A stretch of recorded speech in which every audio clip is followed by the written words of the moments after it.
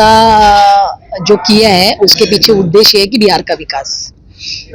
लोक आंदोलन न्यास की मैं कार्याध्यक्ष हूँ, कल्पना इनामदार मेरा नाम है। मैं महाराष्ट्र की मुंबई की रहने वाली हूँ।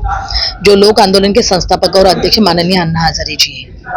मैं इस पद पर 3 साल से आई हूँ। 3 साल तक मैंने भारत भ्रमण किया। भारत भ्रमण करने के बाद आज 1 साल में बिहार में लगातार आ रही हूँ। मैं बहुत सारे जिले घूम रही हूँ। यहाँ पे अन्ना जी के बहुत सारे कार्यकर्ता हैं, उनको मिल रही हूँ। उनके माध्यम से मैं लोगों से बातचीत भी कर रही हूँ।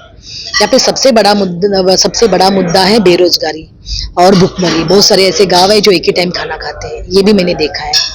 यहाँ पे बहुत बड़ा बेरोजगारी का जो मुद्दा है और पलायन का मुद्दा जो है, तो उस पर आज 78 साल के बाद 24 साल तक नीतीश कुमार की सरकार रह चुकी है। डबल इंजन की सरकार भी काफी बार रह चुकी है। यहाँ पे बीजेपी सरकार और जेडीयू की सरकार, इन दोनों ने आज बिहार का पलायन रोकने के लिए कोई व्यवस्था किया है, मुझे ये जमीन पर नहीं दिखाई दिया।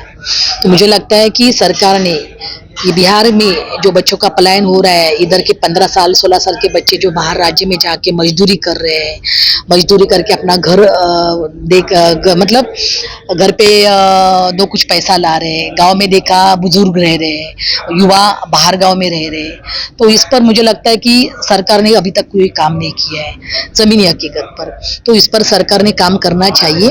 तो इसके लिए मैं बिहार का पलायन, बेरोजगारी और भुखमरी और जो किसानों के मुद्दे हैं, तो ऐसे 6-7 मुद्दों को लेके मैं अनशन पर बैठने वाली हूँ।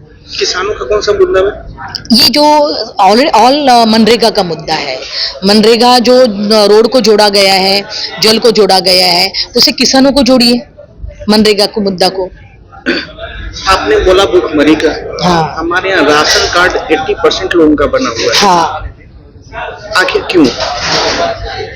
राशन कार्ड आपका 80% लोगों का बनाया हुआ है, आखिर क्यों?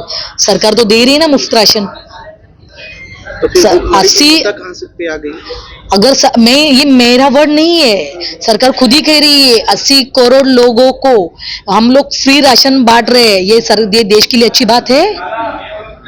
आज अगर 135 करोड़ लोक संख्या में से 80 करोड़ लोगों को अगर सरकार मुफ्त राशन बांट रही है और मुफ्त राशन 80 करोड़ लोक संख्या ले भी रही है, तो ये देश के लिए अच्छी बात है। ये देश प्रगति पे जा रहा है या अधोगति पे जा रहा है, ये भी ध्यान देने की जरूरत है।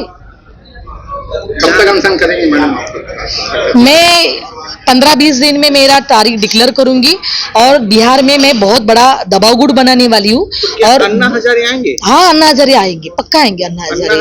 अन्ना हजारे आएंगे। एक्चुअली अन्ना हजारे से पहले दिल्ली में भी आए थे। हाँ। सत्ता परिवर्तन। हाँ। जब केजरीवाल कुछ गलत करने लगे तो वो नाखुश भी हुए। हाँ। तो फिर उस नाखुशी को व्यक्त करने के लिए अन्ना हजारे दिल्ली अनशन दोबारा क्यों नहीं किए ना दोबारा? 2018 में अनशन हुआ, 2019 में अनशन हुआ, आप लोगों ने छापा नहीं, वो बात अलग है। 2000 2020 में लगा मार्च में। हाँ, उसके पहले तक उनका अनशन चल रहा था। बार अनशन किए थे तो उस समय आरएसएस का कहीं ना कहीं सपोर्ट था। देखिए, एक ही बात मैं बोलती हूँ, कोई भी जब आंदोलन करता है तो उसके पीछे कौन सपोर्ट देता है, क्या देता है, उससे मायना नहीं रखता है। सवाल है कि जनता का मुद्दा। अगर मुझे लगता है कि जनता के मुद्दे पे अगर कोई भी सत्ताधारी काम करती है तो वापस सत्ता पे आएगी। मैम, आपसे एक क्वेश्चन पूछना था इस मुद्दे पे। आपने 18 में यहाँ पे आया। हाँ। अब आ रही है हाँ। दोनों वाले इलेक्शन से पहले 2018 और 2019, 2018 में आंदोलन हुआ, 2019 में आंदोलन हुआ, 2020 में भी आंदोलन हुआ। 2025 में आप आ रही हैं। हाँ, तो 2025 बिहार में चुनाव थे। देखिए, चुनाव के बारे में अगर आप आंदोलन को जोड़ा जाएगा तो फिर ये बात गलत है। मेरा एक ही कहना है कि जब बच्चा रोता है तो ही माँ दूध पिलाती है। मुझे इतना ही कहना है, मुझे इतना ही कहना है कि आज जनता की जरूरत है ना नेताओं को, तो नेताओं को जनता की जरूरत है तो जनता का काम करे सरकार। आज सरकार के पास का टाइम है। अगर बिहार का पलायन रोकने के लिए समिति बनाए ना प्रधानमंत्री की निगरानी में। आज वैसे भी प्रधानमंत्री यहाँ पे बिहार में आ रहे हैं, तो स्टेज से उनको बोलिए कि हम बिहार के विकास के लिए समिति बना रहे करके। आंसर किसके खिलाफ? सरकार के? देखिए, कोई भी आंदोलन सरकार के खिलाफ ही होता है, विपक्ष के खिलाफ तो होता नहीं है। बिहार सरकार या भारत सरकार जनता के हित में? देखिए, ये मेरा आंदोलन दोनों के खिलाफ होगा, केंद्र सरकार के खिलाफ भी होगा और राज्य सरकार के खिलाफ भी होगा। क्योंकि मेरे पास सम्मिलित होंगी।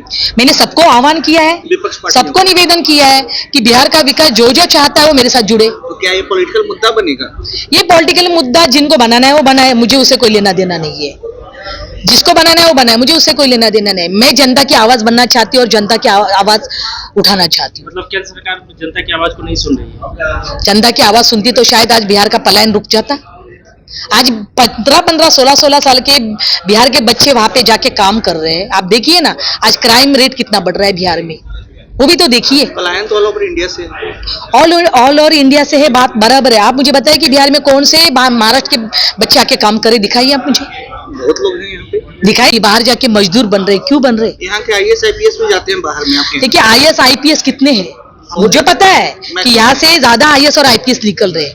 क्यों IAS और IPS निकल रहे हैं? क्योंकि वो भी चाहते हैं कि देश में कुछ तरक्की करे। शिक्षा का स्तर तो अच्छा है तब ना IAS IPS बन रहे हैं। बात बराबर है सर, लेकिन आप मुझे ये भी बताइए ना कि हर टाइम बिहार में ही शिक्षा के ऊपर आंदोलन हो रहा है। कहाँ शिक्षा के ऊपर आंदोलन हो रहा अरे है? बहुत सारी हुए जेपी के बाद। नहीं, बिहार में शिक्षा के ऊपर आंदोलन नहीं हुए। देखिए आज करप्शन शिक्षा के ऊपर, मतलब मेरा यही कहना है कि जो नहीं, देखिए शिक्षा में ही करप्शन हो रहा है ना, उसी के लिए आंदोलन हो ही रहे ना। एग्जाम में करप्शन के लिए हुए, शिक्षा के नहीं हो रहे हैं। देखिए आज शिक्षा का स्तर कहाँ है, आज स्वास्थ्य का स्तर कहाँ पे है, आप मुझे बताइए ना। अगर मुझे लगता है कि सरकार अगर चाहती है कि बिहार के बच्चे, बिहार के सारे मेडिकल कॉलेज खुले हैं।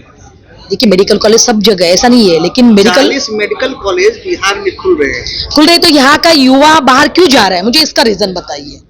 मैम आपने कई मुद्दों को गिनाया, बड़ी बेरोजगारी, पलायन, मतलब सरकार इन सभी को रोकने में नाकाम रही है। देखिए पलायन के ऊपर तो नाकामयाब हुई है सरकार। मैं राज्य सरकार की बात बोल रही हूँ, मैं पलायन के मुद्दे पे। और केंद्र सरकार आज इतने बार डबल इंजन की सरकार तो रह चुकी है ना, तो केंद्र सरकार ने कभी बिहार सरकार के साथ रह के कोई कमेटी बनाई है बिहार के विकास के लिए? आप मुझे बताइए। अगर आप मुझे बताए तो मैं नहीं आंदोलन करूंगी।